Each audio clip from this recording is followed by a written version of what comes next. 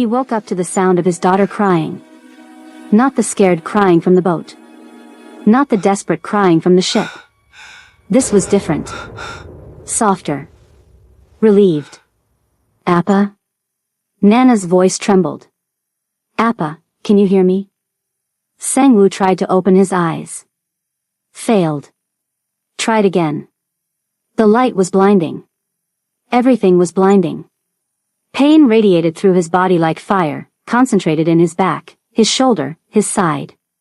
But he was alive. He's waking up. Jae-won's voice, somewhere nearby. Get the doctor. Now. Footsteps. Rushing. Beeping machines. The smell of antiseptic and desperation. Sang-woo forced his eyes open fully. White ceiling. Hospital room. His brother's worried face hovering above him. And beside the bed, clutching his hand like she'd never let go, Nana. Her curly black hair was tangled. Her wide eyes were red from crying. But she was alive. She was safe. Princess. His voice came out as a ragged whisper. You're okay. You saved me, Appa. Tears streamed down her cheeks. You saved me and then you fell asleep and you wouldn't wake up and I was so scared. How long? He looked at Jae-won. How long was I out? His brother's expression was grim. 3 days. 3 days. Alma. Kofi. Sang-woo tried to sit up and immediately collapsed back, gasping in agony. His body refused to cooperate. 3 bullets. 3 holes in him. 3 days of his wife and son in enemy hands. Where are they? He grabbed Jae-won's arm with whatever strength he had left. Where did Tanaka take them? We're working on it. Tracking the helicopter's flight path. Cross-referencing Obsidian facilities. We'll find them. 3 days. Sang-woo's voice cracked. They've had Alma and Kofi for 3 days. Do you know what Tanaka said he would do? The extraction? The testing? Jae-won looked away. He knew. I need to move. I need to. Sang-woo tried to rise again and nearly blacked out from the pain. Hyung-nim, you almost died. The surgeon spent 9 hours putting you back together. If you try to move now, you'll tear every stitch and bleed out before you make it to the door. Then what am I supposed to do? Lie here while they, his voice broke completely. While they hurt my wife? Drain my son?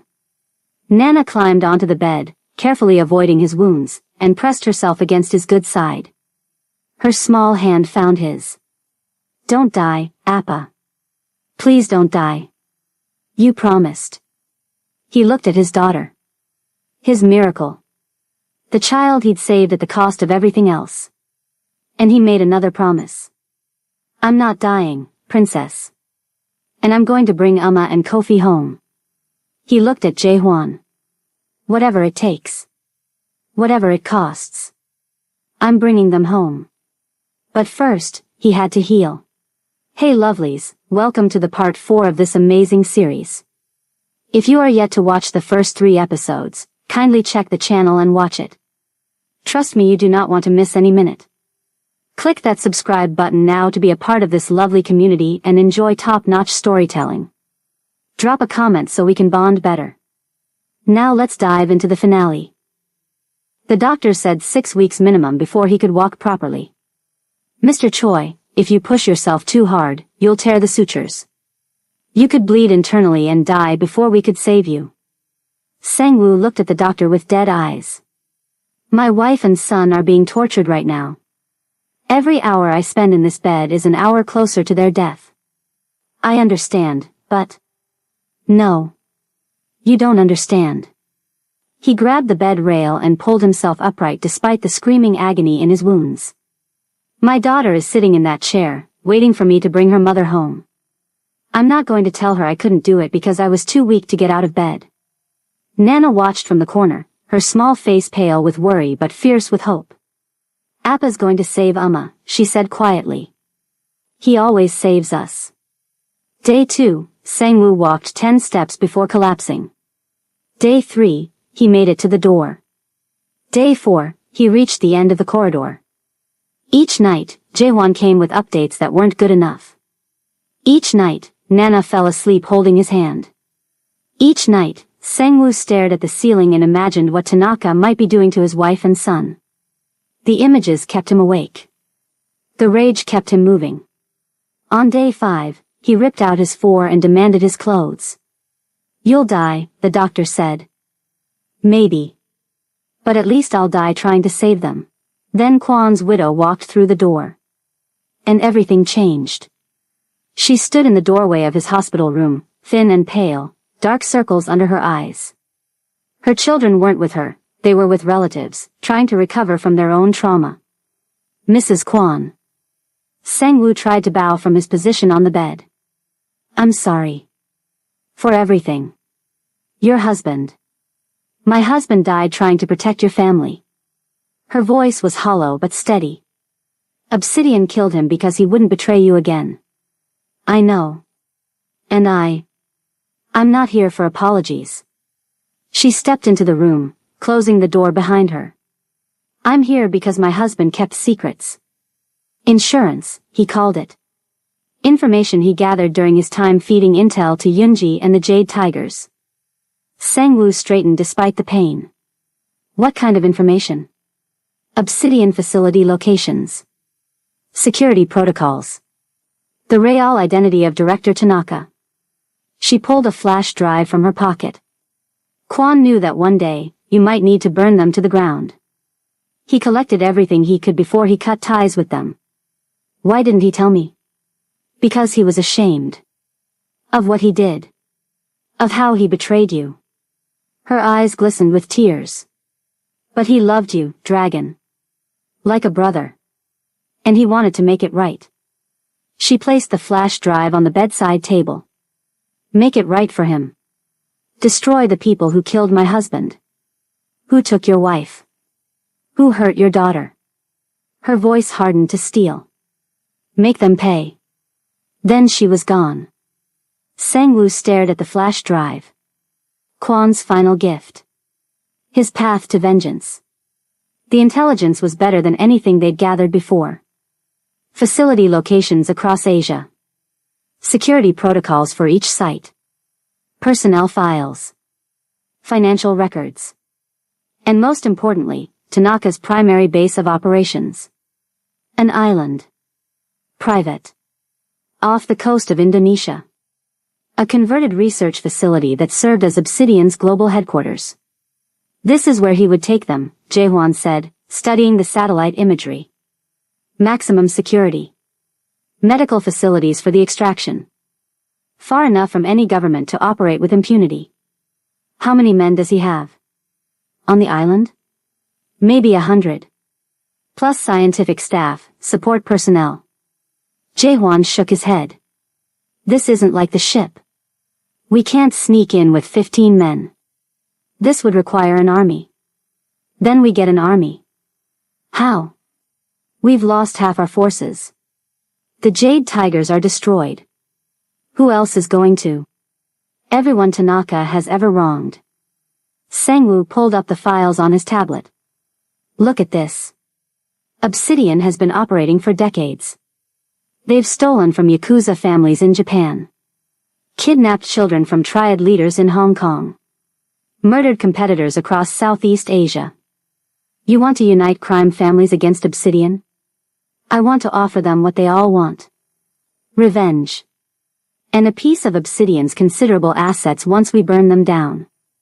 Jae-won was quiet for a long moment. "That would take days to arrange. Weeks, maybe. Alma and Kofi don't have weeks." "Then what's your plan?" Sang-woo looked at the satellite image of the island. The compound. The landing strip. The docks. "I go in first.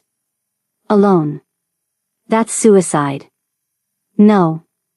That's a distraction." He zoomed in on the facility layout. "Tanaka wants me. He's been hunting my family because of what Alma means to me, what our children represent. If I walk onto that island alone, He won't kill me immediately. He'll want to gloat. To break me. To make me watch. His voice caught. He couldn't finish the sentence. While you're keeping him occupied, I bring the Alliance forces in through the docks, Jaewon said slowly, understanding forming. Hit them from behind while their attention is on you. You'd have maybe 30 minutes. 45 if I can stretch it. And what happens to you in those 30 minutes? Sang-woo didn't answer. He didn't need to. But there was one more piece of the plan. One more person who might tip the scales. On day 7, against doctor's orders, Sang-woo checked himself out of the hospital. His wounds were far from healed. Every movement sent spears of pain through his body. But he couldn't wait any longer. He left Nana with trusted guards, the few he had left, and drove to the prison. Yoonji was waiting in the visiting room when he arrived. She took one look at his pale face, his careful movements, and shook her head. You should be in a hospital. I should be a lot of things. He sat across from her slowly, hiding the agony the movement caused. But right now, I need to be on an island in Indonesia, killing the man who took my wife and son. You found them? Kwon left me a gift. Everything I need to locate Tanaka's headquarters. He leaned forward. But I need more than location. I need inside knowledge. Someone who understands how Obsidian thinks. How Tanaka thinks. Yoonji studied him. You want me to help you plan the assault? I want you to come with me. Silence. Long and heavy. I'm in prison, Sang-woo. In case you hadn't noticed. I've already made arrangements. Early release, conditional on your cooperation with an ongoing criminal investigation. He smiled grimly. Turns out the government is very interested in bringing down an international criminal organization that's been operating on their soil. And after? If we survive? Freedom. Real freedom. Your record cleared. A chance to start over. He held her gaze. The chance you said you wanted. To be more than your worst moment. Yoonji looked down at her chained hands. Why me? After everything I did to you? To your family? Because you know Obsidian. Because you hate Tanaka as much as I do. Because, he paused, choosing his words carefully. Because I believe people can change. You helped me find the ship. You gave me information that saved my daughter's life. That means something. It doesn't erase what I did before. No. But it might balance the scales. He stood slowly, wincing. I'm leaving for Indonesia in 48 hours. With or without you. But I'd rather have you watching my back than wondering if I made a mistake trusting you. He walked toward the door. Sang-woo. He paused. I'll do it. But not for freedom. Not even for redemption. Her voice was quiet. For your daughter. For the child I helped put in danger. If I can save her mother and brother, maybe I can finally sleep at night.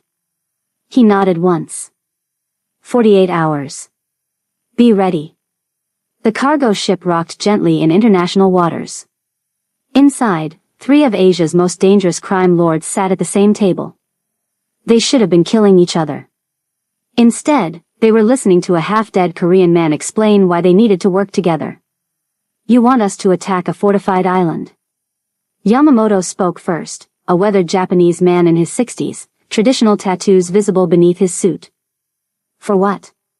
Revenge? For your daughter. Yamamoto's expression flickered. Pain beneath the stone. She disappeared 3 years ago.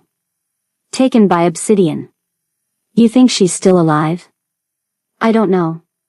But I know she's not the only one. Sang-woo slid a folder across the table. 17 children from Yakuza families.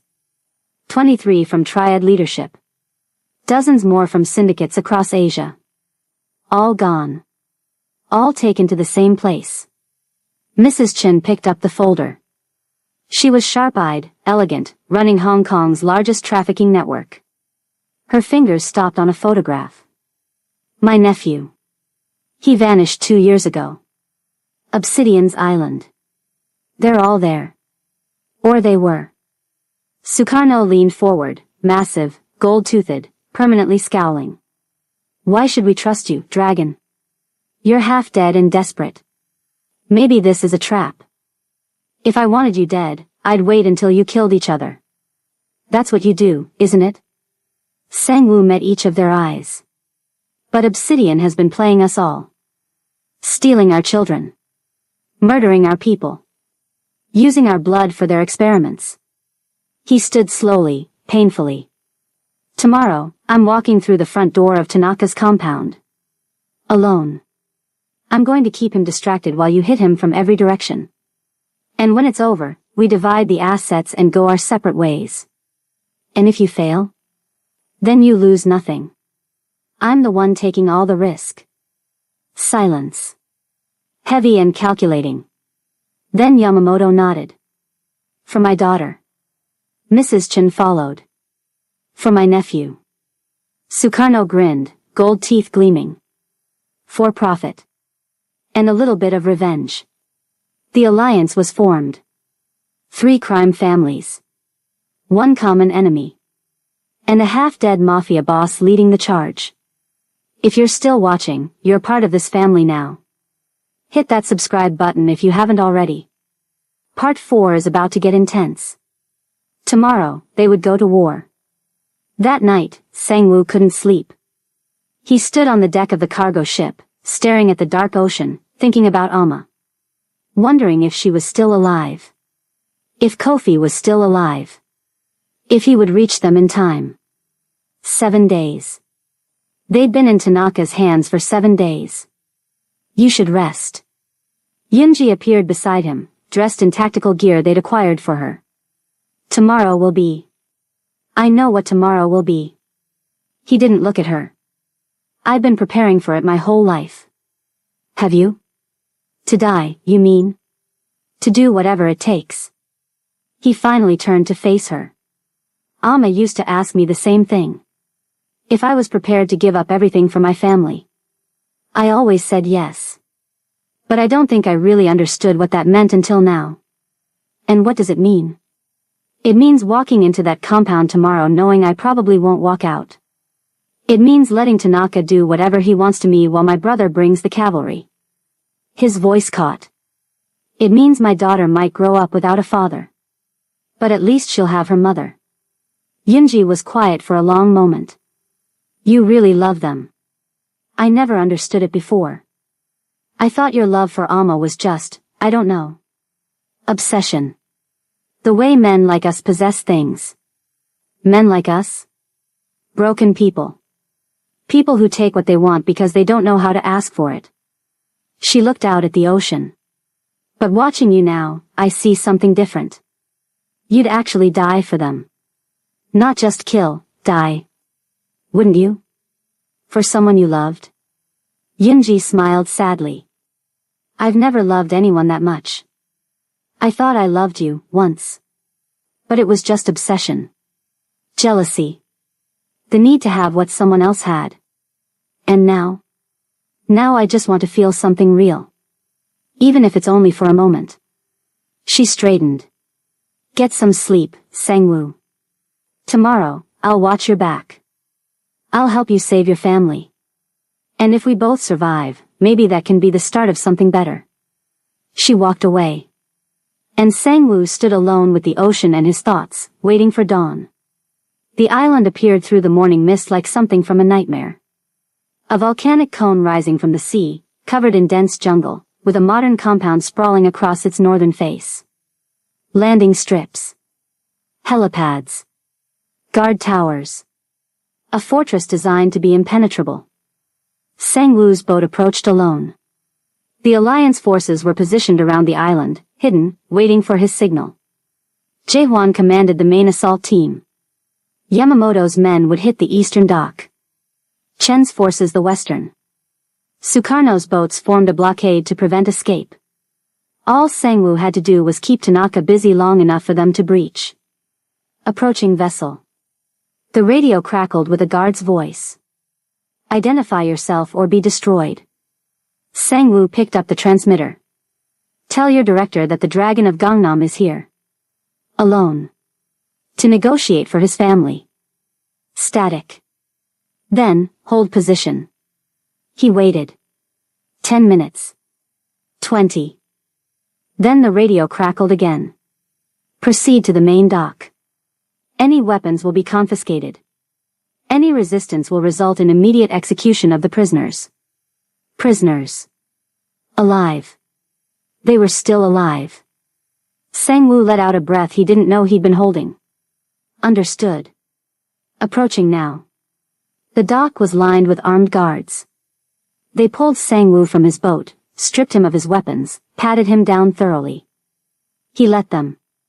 Every minute they spent on him was a minute his forces were getting into position. They found the wire. The earpiece. Ripped them out and crushed them underfoot. The dragon comes crawling, the guard captain sneered. Not so fearsome now, are you?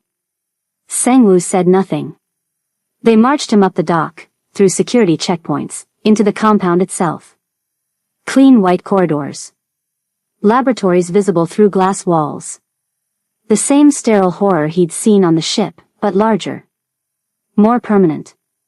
This was where Obsidian had been operating for decades. How many people had suffered here?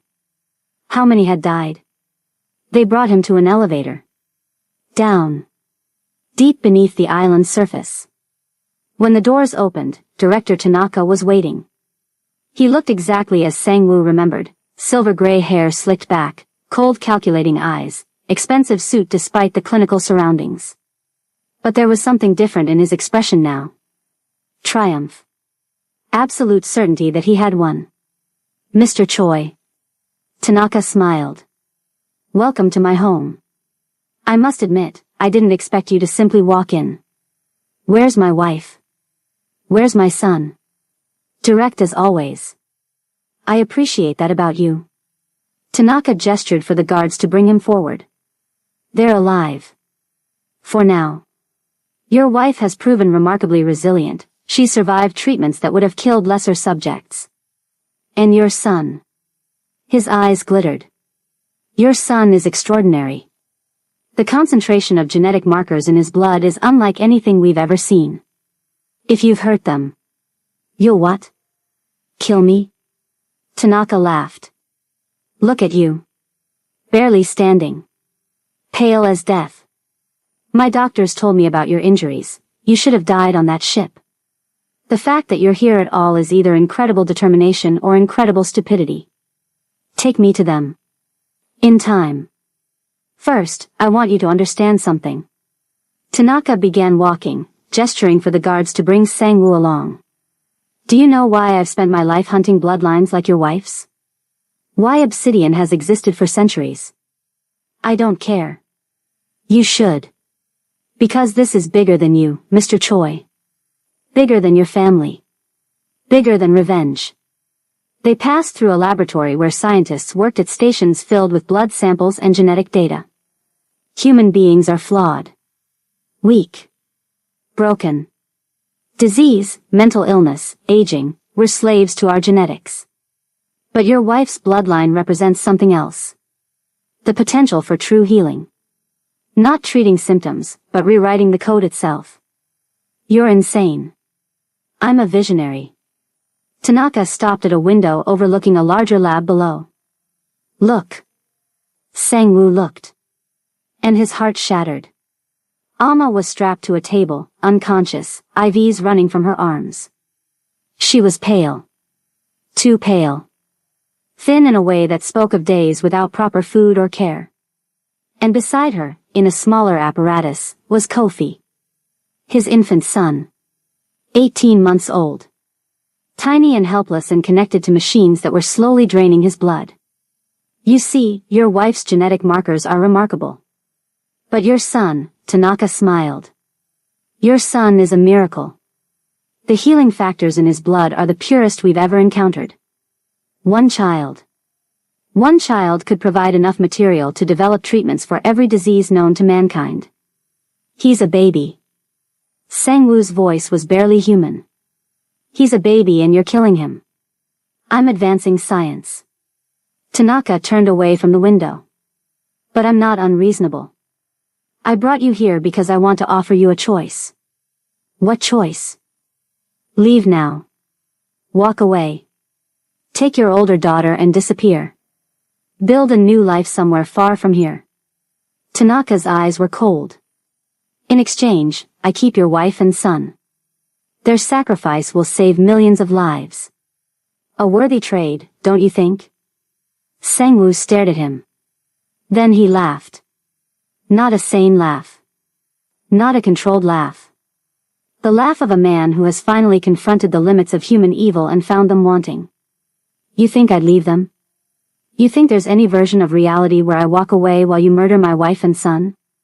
I think you're a survivor. A pragmatist. Your daughter needs a father. My daughter needs her mother. Sang-woo's voice dropped to something cold and dark. And her brother. And a father who keeps his promises. He glanced at the clock on the wall. 25 minutes since he'd docked. 5 more minutes. Here's what's going to happen, Tanaka.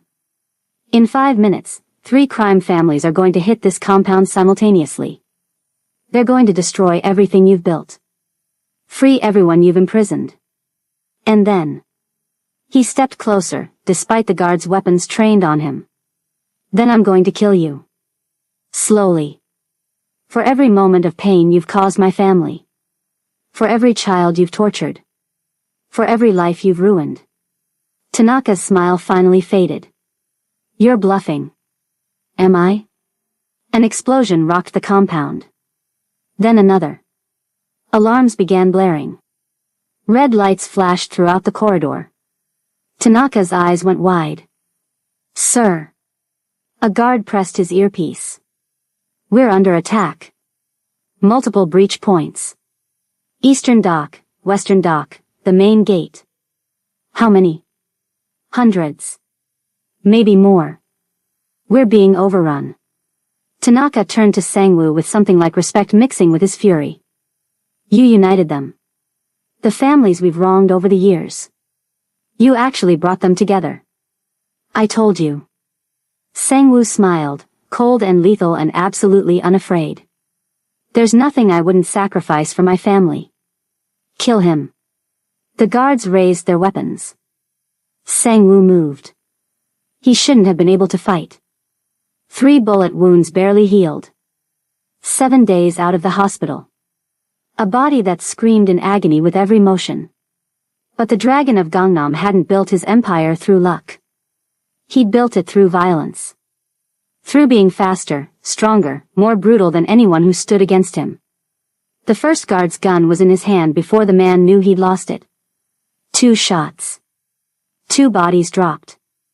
Tanaka ran. Sang-woo pursued. Through corridors filled with chaos. Past laboratories where scientists fled in panic.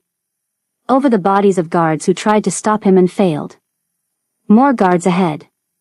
He didn't slow down. Grabbed a fire extinguisher from the wall and hurled it at the cluster. Followed it with gunfire. Pushed through.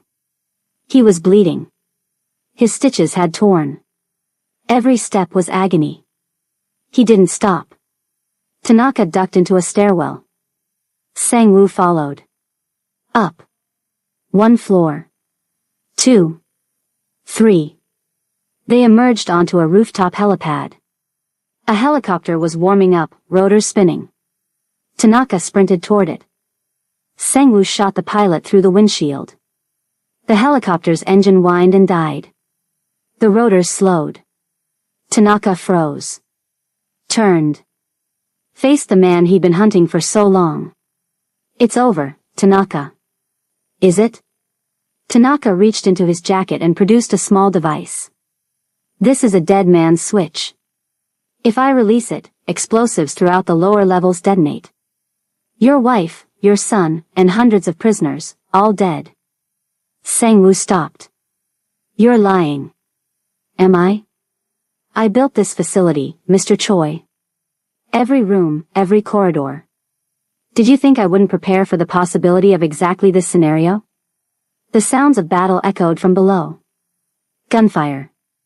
Explosions. screaming. Your forces are winning. I'll grant you that. But even if they take the entire compound, I can still take everything from you with a single button. Sang-woo's gun never wavered. But his hand trembled. His wife. His son. What do you want? I want to walk out of here. Get on a boat. Disappear. Tanaka's smile returned. You can have your family. You can have this island. But I go free. No. No. Tanaka laughed. You'd let your wife and son die for revenge? I'd let you think that. Sang-woo's voice was calm. Too calm. But here's the thing, Tanaka. While you were gloating, while you were explaining your grand plan, my people weren't just attacking the surface. They were also evacuating the prisoners. Tanaka's smile froze. That's impossible. My men are dead or dying. And right now, Jae-hwan is carrying my wife and son to a boat. Sang-woo stepped forward. Your dead man's switch is useless. There's no one left to kill. You're lying. Am I? Tanaka looked at the device in his hand. Then at Sang-woo. Then at the stairwell door, where smoke was beginning to rise. He pressed the button. Nothing happened. I had Yunji disable your explosives hours ago. While you were focused on me, she was already inside the compound. Sang-woo smiled, and there was nothing human left in it. She knows obsidian systems. Your security protocols. Your fail-safes. Because she worked with your people for 2 years. Yunji? The girl from the Jade Tigers? Tanaka shook his head. She's in prison. She was in prison. Past tense. Sang-woo raised his gun. Any last words? Tanaka dropped the useless device. You think you've won? You think destroying me ends this? He laughed, high and desperate and broken. Obsidian has existed for centuries. Kill me, and someone else will take my place. The research will continue. The hunt for bloodlines will continue. Your family will never be safe. Maybe not. Sang-woo lowered the gun slightly. But you won't be there to see it. This is the moment we've all been waiting for. 4 parts. 1 journey. And it all comes down to this. Before we continue, tell me in the comments, does Tanaka deserve what's coming? Let's finish this. He shot Tanaka in the knee. The director screamed and collapsed, clutching his shattered leg. Sang-woo walked toward him slowly. Each step deliberate. Each step a promise. That was for my daughter. For the terror you put her through. He shot the other knee. Tanaka screamed again, trying to crawl away, leaving a trail of blood across the helipad. That was for my wife. For the days she spent strapped to your table. He shot Tanaka's right hand.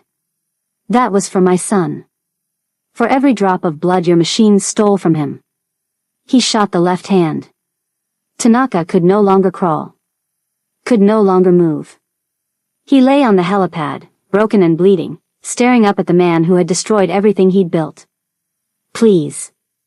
His voice was a whimper now. Please. I can give you money. Information. Power. Whatever you want.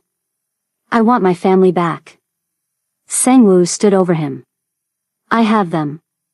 There's nothing else you can offer me. He placed his foot on Tanaka's chest. Press down. Any last words? Tanaka's eyes were wide with terror. Real terror. The terror of a man who had spent his life causing pain and was finally understanding what it meant to receive it.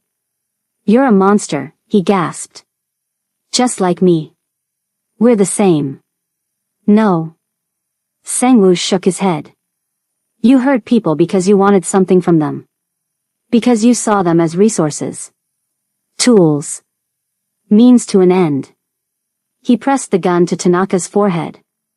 I hurt people because they threaten what I love. There's a difference. He pulled the trigger. The silence that followed was deafening. Sang-woo stood over Tanaka's body, gun still raised, chest heaving. Blood dripped from his reopened wounds. His legs trembled with exhaustion. But it was over. Tanaka was dead. Obsidian was burning. And somewhere below, his family was waiting. He found them at the dock. Jae-hwan had gotten them out, just as planned. Alma was on a stretcher, conscious now, reaching for him with trembling hands. Medical teams were already working on her, replacing fluids, stabilizing her vitals. And Kofi. Sang-woo fell to his knees beside the small bundle in Yunji's arms. His son. His baby boy. Pale and weak but breathing. Alive. He's stable, Yunji said quietly.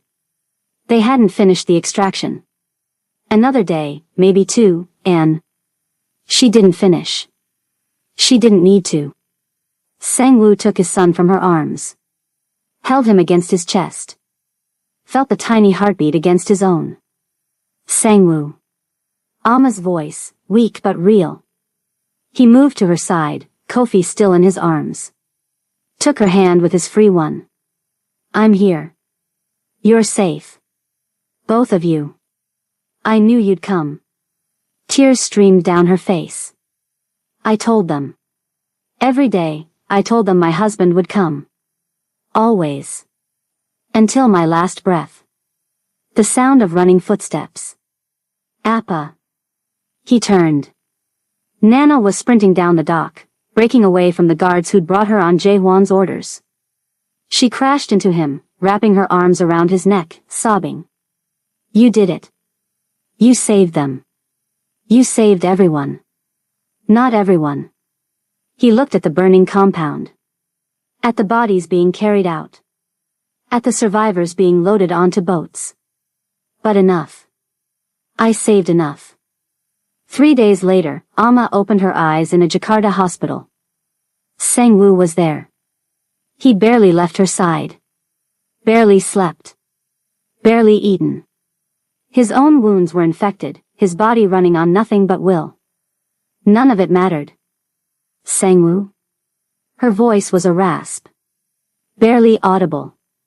I'm here. He took her hand. You're safe. Kofi's safe. Tanaka's dead. It's over. Tears spilled down her cheeks. I thought you were dead. On the ship. When they took me, I saw you fall. It takes more than a few bullets to kill the dragon. My romantic Mafia boss. She tried to laugh. Failed. Cried instead. The children? Nana's in the next room. She hasn't stopped asking about you. He paused. Kofi's being monitored. The doctors say he'll recover fully. They're amazed at how fast he's healing. The bloodline. Yes. The door opened. Nana rushed in, followed by a nurse carrying Kofi. Alma sobbed as her daughter climbed onto the bed, as her infant son was placed in her arms. For bodies tangled together on a hospital bed, crying and laughing and holding each other like they'd never let go. Sang-woo watched his family, whole, alive, together, and felt something crack open inside him. Not pain. Relief. They'd survived. All of them. Gonna welcome them like returning warriors. Alma's mother wept when she saw them. Her father held Sang-woo in an embrace that said more than words ever could. The entire village celebrated for 3 days, drums and dancing and food that reminded Alma of everything she'd almost lost. You're really staying? Her mother asked one evening, watching Nana play with her cousins in the fading light. For now. Maybe forever. Alma leaned against her mother's shoulder. Seoul doesn't feel like home anymore. Too many memories. Too much pain. And your husband? The dragon can live in a village? Alma looked across the compound where Sang-woo was attempting to learn traditional dance from her father. He was terrible at it, stiff and awkward, completely off rhythm. But he was laughing. Actually laughing. She couldn't remember the last time she'd seen him laugh like that. He's not the dragon anymore, Mama. He's just a man who loves his family. That's all he ever was. Her mother smiled. That's all any good man is. Yunji visited once. She came to Gunna 3 months after the rescue, bearing gifts for the children and apologies that Alma accepted with grace. I never properly thanked you, Alma said as they sat on the porch, watching Sangwoo play with the children in the yard. For helping him find us. For disabling those explosives. It was the least I could do. After everything Yunji shook her head. I can't undo what I did. The pain I caused. But maybe I can build something better. What will you do now? There's an organization. They help people who were trafficked, experimented on, used like we used others. Yunji smiled sadly. I'm going to work with them. Try to save some of the people I couldn't save before. Redemption. Something like that. Yunji looked at Sangwoo, now carrying both children on his shoulders, their laughter echoing across the compound. Take care of him. He's a good man beneath all the violence. I know. I always knew. Yunji left that afternoon. And somehow, impossibly, Sangwoo felt no hatred when he watched her go. Only peace. People could change. Even the most broken among them. Now, before we reach the ending, I want to hear from you. This story has been a journey, 4 parts, countless emotions, one love story that defied everything. Drop a comment right now telling me what moment hit you the hardest across all 4 parts. I read every single comment. You're not just viewers, you're family. 5 years later. The house was modest by Sangwoo's old standards. Beautiful by any other measure. Korean and Ghanaian architecture blended together. Solar panels on the roof. A garden where Alma grew medicinal herbs. A training area where Sangwoo taught the children self-defense. Nana was 10 now, brilliant and fierce, with her mother's gift emerging stronger each year. She could sense pain in others, ease it with her touch. Kofi was 6, intense and quiet, with a gift even more powerful. He could heal wounds just by touching them. Doctors who examined him were baffled. He's special, they said. Perhaps the most special person we've ever encountered. One evening, Kofi tugged at Sangwoo's hand at bedtime. Tell me again, Appa. About the dragon who saved the princess. Sangwoo glanced at the doorway where Alma stood, listening. Once upon a time, there was a dragon who everyone thought was a monster. But he was really just sick. And one day, a princess arrived from a faraway land who could heal things that couldn't be healed. Did she fix him? She did more than fix him. She loved him. Even when he was scary. Even when he was broken. And they lived happily ever after? Sangwoo kissed his son's forehead. They had to fight for it. But yes. Happily ever after. Later that night, Alma found him on the porch, watching stars. I never thought I'd have this, he said quietly. Have what? Peace. Real peace. Not the calm before the next storm. Just, quiet. She slipped her hand into his. You earned it. We both did. He turned to face her. Even after 10 years, she still took his breath away. Her goddess locks streaked with a few strands of gray. Her eyes still warm, still fierce, still seeing through every wall he'd ever built. I love you, Alma. More than I ever thought I could love anything. I love you too. She kissed him softly. My healed Mafia boss. Just a man now. A husband. A father. Same thing. They stood together as the stars wheeled overhead, 2 people who had fought through hell and emerged holding hands. That night, after the house was quiet and the children were dreaming, they lay together in their bedroom. The sounds of Africa surrounded them. Insects singing. Distant drums from a neighboring village. Wind through ancient trees. Do you ever regret it? Alma asked, her head on his chest, fingers tracing the dragon tattoos she'd memorized years ago. Any of it? Not for a second. He pulled her closer. Every broken moment led me to you. Every curse. Every enemy. Every scar. It all led here. To a village in Ghana. To you. The location doesn't matter. You're my home. You've always been my home. She propped herself up, looking down at him in the moonlight. When I walked into your hospital room all those years ago, I had no idea what I was getting into. A mafia boss with a curse. A man who couldn't feel satisfied no matter how many women he had. And now? Now you're satisfied with just me. She smiled. That's quite the transformation. You're not just one woman. You're everything. You always were. He pulled her down for a kiss. Soft at first. Then deeper. Then with the passion of two people who had survived the impossible and still wanted each other just as desperately as the first night. They made love slowly, reverently. Every touch a prayer. Every whisper a promise. And when they finally lay still, tangled together, heartbeats slowly returning to normal, Sang-woo felt something he'd spent his whole life searching for. Peace. Real, lasting, unshakable peace. Thank you, he whispered. For what? For walking into my hospital room. For seeing past the monster.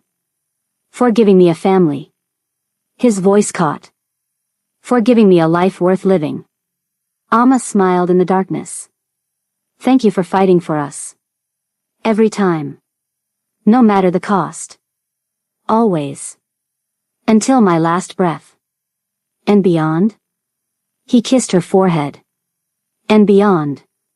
The dragon of Gangnam was gone. In his place was something better. A husband. A father. A man at peace. And that was everything. The end. From the bottom of my heart, thank you. Thank you for following Sang-woo and Amma's journey from that first hospital room to this peaceful African night. 4 parts. Tens of thousands of words. Countless hours of tears and laughter and edge of your seat by drama. And I couldn't have finished it without you.